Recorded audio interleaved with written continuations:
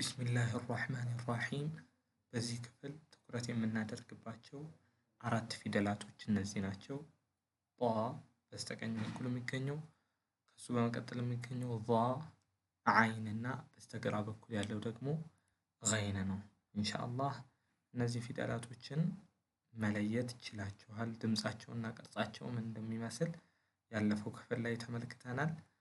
በዛሬው ክፍል ትኩረታችን የሚሆነው እነዚህ ቃሎች ተቀጣጥለው ሲጻፉ ምን አይነት ቅርጽ ይኖራቸዋል የሚለው ነው።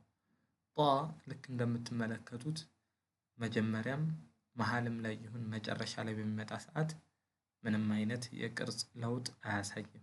ራሱ ያ የምናውቀውን የተለመደውን ቅርጽ ይዞ ነው የሚመጣው ማለት ነው።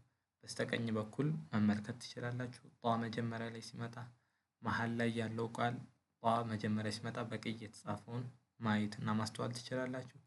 በስተግራ በኩል ያለውን የመጨረሻ ቃል ስትመለከቱ ጧ በዚህ መልክ ቅርጹን ሳይቀይር ይዞ ይመጣል። ራሱን ቅርጹን የተለመደውን ቅርጹን ይዞ ይመጣል። ከሱ በመቀጠል ያለው ፊደል ቫ ነው። ቫ ከላይ አንድ ነጥብ አለው።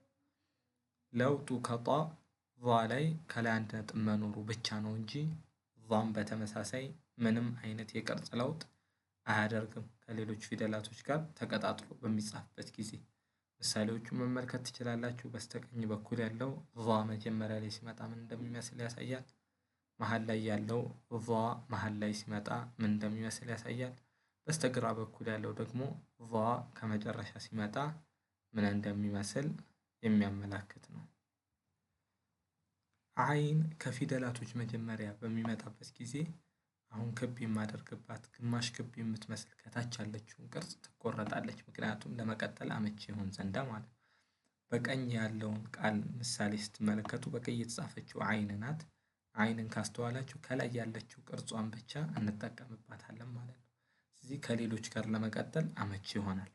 መሀል ላይ ስትጻፍ ዓይን ለየት ያለ ቅርጽ አላት። ይችን ቅርጽ በደንብ ማስተዋል መቻል አለባችሁ።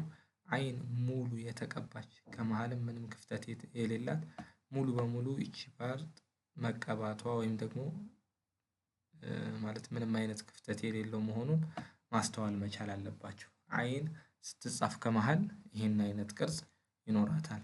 ነገራቶችን ግልጽ ለማድረግ ያው ልክ እንደምትመለከቱት ስክሪኑ ላይ ከመሃል ስትጻፍ ይህን ቅርጽ ይዛ ትመጣለች። በተመሳሳይ ከመጨረሻ የምትጻፍ ጊዜ የተለመደው ከታች ያለውን ቅርጿን ይዛ ትመጣለች። እቺ ጥቁር የምትመስለው ከላይ የተጻፈችው ደግሞ መሃል ላይም እንዳየነው የራሷ ቅርጽ ሆኖ በዚህ መልክ የሚመጣ ይሆናል። ስለዚህ ዓይን ከመጀመሪያ ስትጻፍ፣ ከመሃል ስትጻፍ እና ከመጨረሻ ስትጻፍ ይሄን አይነት ቅርጽ ይኖራታል። ገይንም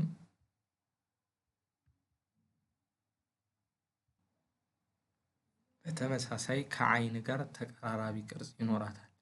የገይን ብቸኛ ለውጥ ከላይ የምትመለከቷት ነጥብ ይሆናል ማለት ነው። እዚህ ከታች ያለችው ግማሽ ክብ የሚመስለው ቅርጽ ይወገዳል። ለመቀጠል አመቺ እንዲሆን ገይን መጀመሪያ ስትመጣ መሀል ላይ ስትመጣ ሙሉ መቀባቷን ልክ ከመሀል ያለው ክብ የተደረገበት ምስል እንደሚያሳያችሁ ማስተዋል መቻል አለባችሁ።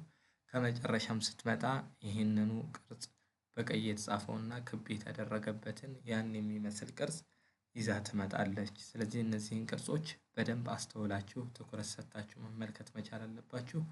ወሰለላሁ ዐላ ነቢይና ሙሐመድ ወዐላ አሊሂ ወሰሕቢሂ ወሰለም።